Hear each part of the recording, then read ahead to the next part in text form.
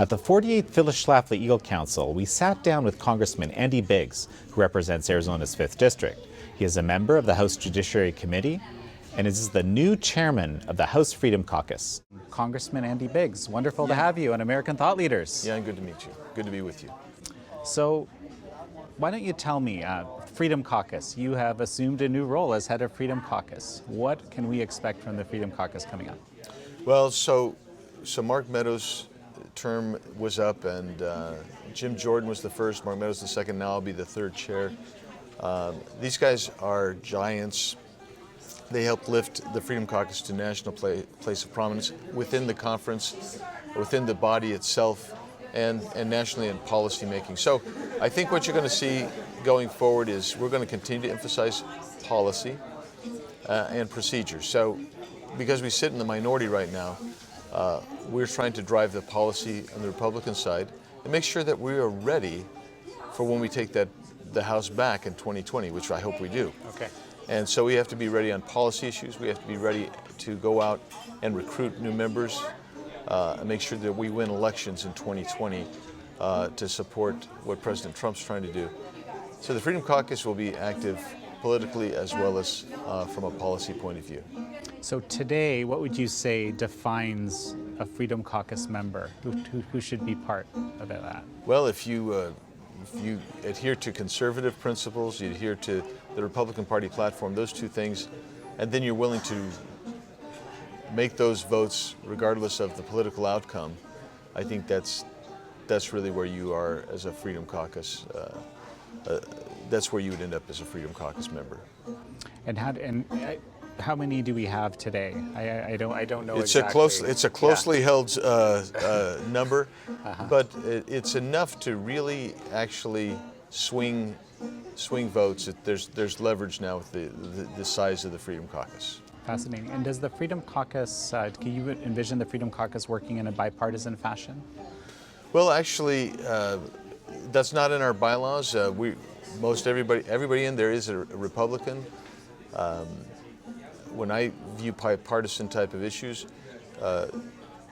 that's me as an individual saying this is a policy that I think we can cross lines with, and I've done that. So, for instance, on veterans issues, I've brought Democrats over to join me. When I was working on Right to Try, we got some Democrats. I think we had 40 or 50 Democrats come across. Right. When I sponsored the Jack Act with Hakeem Jeffries, and we brought in.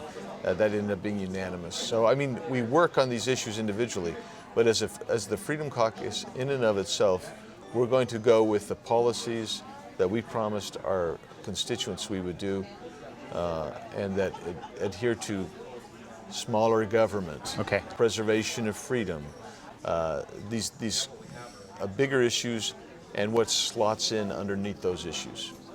So, I have to ask, there's been talk of impeachment again in the House. Where do things stand with that in your mind? Well, I sit on the Judiciary Committee, and so we had another hearing this week, and we'll have more next week, as I'm told, and the week after. This will continue.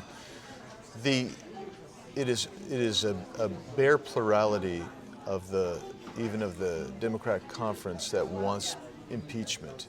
The majority of Americans don't want impeachment, and majority of Americans don't even want them to open up a hearing, an investigation. And they have not opened a formal investigation. So they're going to call it that, but they're going to keep having witnesses come in the House Judiciary Committee. As their chairman has said, we're looking for something basically, so we want to find something to impeach President Trump on.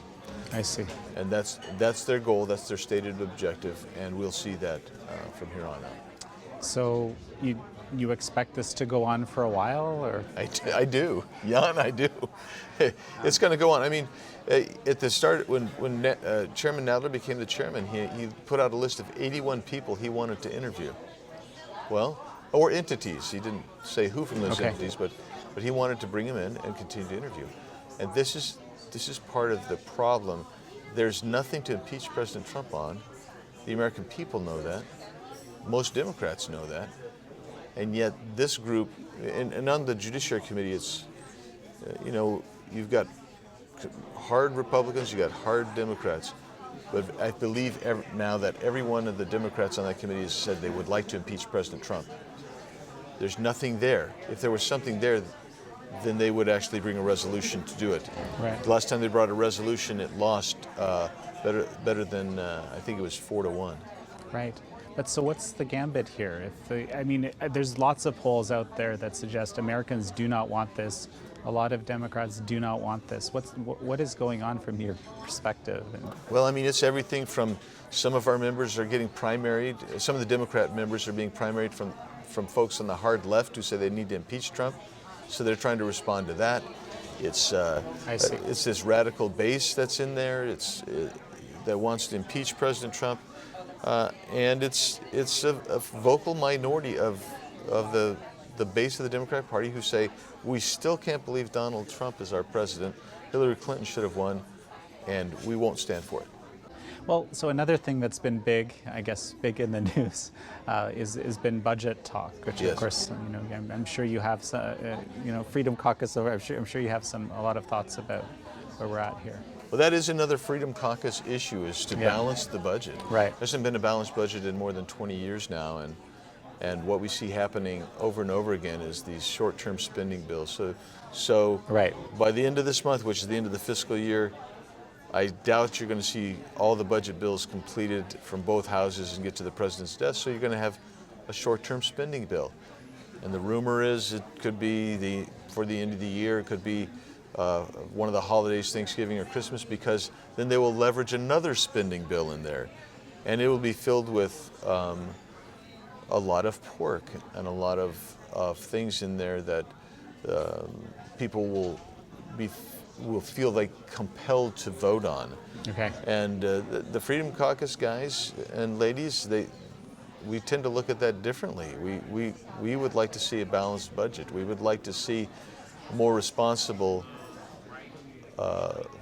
fiscal management, because you can't move past 23 trillion, which we will this year, and then on to 24, and then on to $25 trillion dollar national debt, right, without putting our country's economic viability and consequently our national security at stake. So you'll see a lot of us, a lot of discussion from not just from members of the Freedom Caucus, too, many members of the Republican conference being disgusted and pushing back against this. Right. But in your situation, there's no easy solution, it seems, right? Well, the easy solution is to take a hard look at things and make the hard choices and respect that there may be some political, short-term political ramifications. I'm a big believer that we've built up regimes, institutions, and rules that are keeping us on a suboptimal path. Okay. And we don't want to move over to the more optimal path, which is a balanced budget, because the short-term pain is too great. Well, at some point you have to eat the short-term pain, because if not, then we'll do what Congress usually does, and Congress usually waits till the crisis hits and then comes up with a solution which is definitely never the most optimal solution. So tell me, what other legislation right now is in your crosshairs, so to speak? From a personal point of view, we'll be introducing various pieces of legislation dealing with, for instance, school choice for tribes. Right now, they're kind of constrained by the federal bureaucracy, and so we're going to try to loosen that up so even tribes will have a chance to do that. We're always looking at pro-life bills and working on pro-life bills, and always working on ways to try to find balanced budget. We have a bill that we're working on that helps fix the pass-through problem for pass-through corporations on taxation. So they were left out, and so you have big corporations or publicly traded corporations that get a break on the corporate tax, but for whatever reasons, closely held family corporations, they got a double whammy on the tax. So we need to fix that for them. So my office is constantly working on those types of issues that pertain to groups and individuals and trying to make things fair for everyone. Right, and that the tribe-related bill, feels like it's something that could have good bipartisan support. Yeah, we feel very confident we're going to get a good bipartisan support on that, and if we do, then that thing will come out and it'll be a benefit to tribes, all over this country, and give kids a better chance to get the best education that they want, and let them also have that self-determination on their educational choice. Wonderful. So, Congressman Biggs, anything you'd like to say to our audience before we finish up? Well, I look at the Epoch Times, and I just say keep up the good work, keep fighting the fight. You know you're over the target. If you start getting blasted, then it looks like you guys might be over the target. So best of luck to you, Jan. I appreciate that. Have a wonderful day, and thank you. Thanks much.